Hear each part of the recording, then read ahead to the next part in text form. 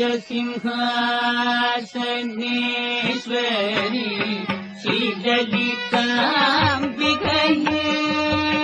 ராசி நேயர்களே, தற்பொழுது குரு பகவான் கோச்சார நிலையில் உங்கள் ராசிக்கு 7ஆம் பாவமாகிய கடகராசியில் சஞ்சரித்துக் கொண்டிருக்கிறார்.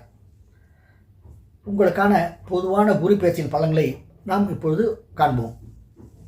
மகராசி நேயர்களே, சென்ற ஜூன் மாதம் 2ஆம் தேதி வரை குரு பகவான் உங்கள் ராசிக்கு 6ஆம் பாவமாகிய மிதுன ராசியில் சஞ்சரித்துக் கொண்டிருந்தார். குரு பகவான் உங்கள் ராசிக்கு 3 மற்றும் 12ஆம் வீட்டு அதிபதி, அதாவது மறைவு ஸ்தான அதிபதி.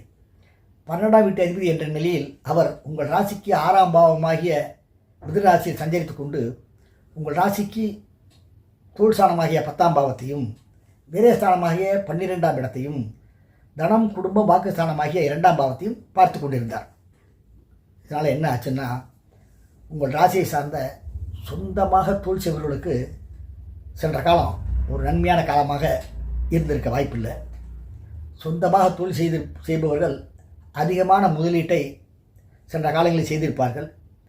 எதிர்பார்த்த லாபமோ அல்லது வருமானமோ கிடைச்சிருக்காது. அதனால் உங்கள் ராசியை சார்ந்த பலர் தொழில் சம்பந்தப்பட்ட விஷயங்களுக்காக கடன் படும் நிலை ஏற்பட்டிருக்கும். மேலும் விரயங்கள் சற்று அதிகமாக இருந்திருக்கும். குடும்பத்திற்காகவும் சில செலவுகள் செய்திருப்பீர்கள். குடும்பத்திலையும் சற்று ஒற்றுமை குறைவாகவே இருந்திருக்கக்கூடும்.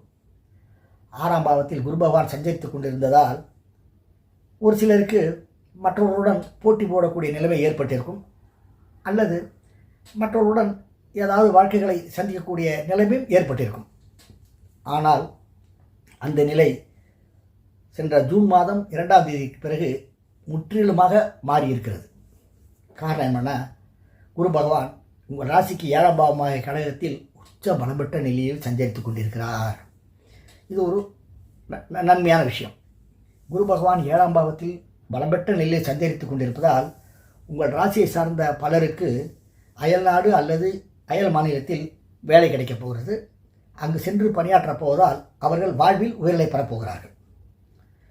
கூட்டு தொழில் செய்வர்களுக்கும் இது ஒரு நன்மையான காலம்னு சொல்லலாம். அவர்கள் எதிர்பார்த்த லாபம் கிடைக்கக்கூடும். மேலும் உங்கள் ராசியை சார்ந்த அரசியலில் உள்ளவர்களுக்கு ஒரு யோகமான காலம் அப்படின்னு இதை சொல்லலாம். 7ஆம் பாவத்தில் குரு பகவான் பலம்பெற்ற நிலையில் இருப்பதால் பொதுமக்களின் யோகமித்த ஆதரவு அவர்களுக்கு கிடைக்கும்.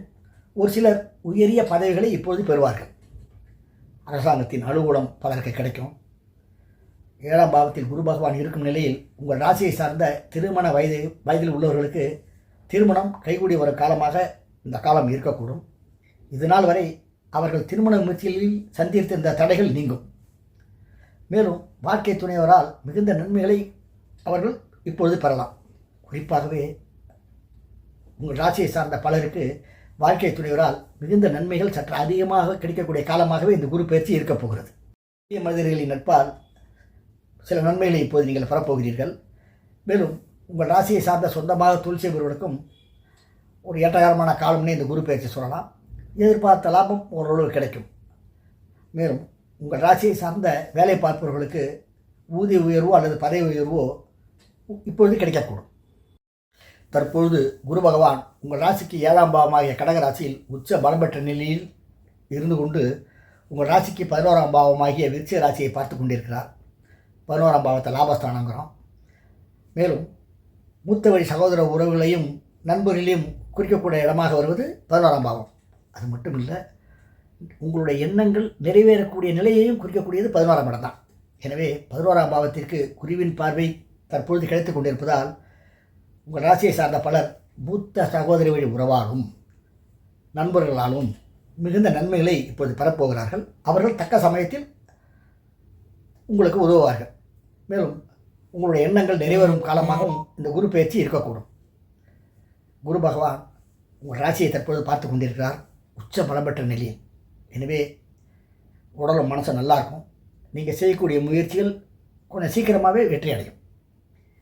மதிப்பு மரியாதையும் நல்லாயிருக்கும்.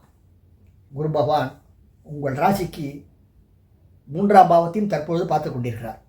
இதில் ஒரு விசேஷம் என்னென்னா, உங்கள் ராசிக்கு 3ஆம் பாவமாக வருவது மீன ராசி. அதனுடைய அதிபதி குரு தான்.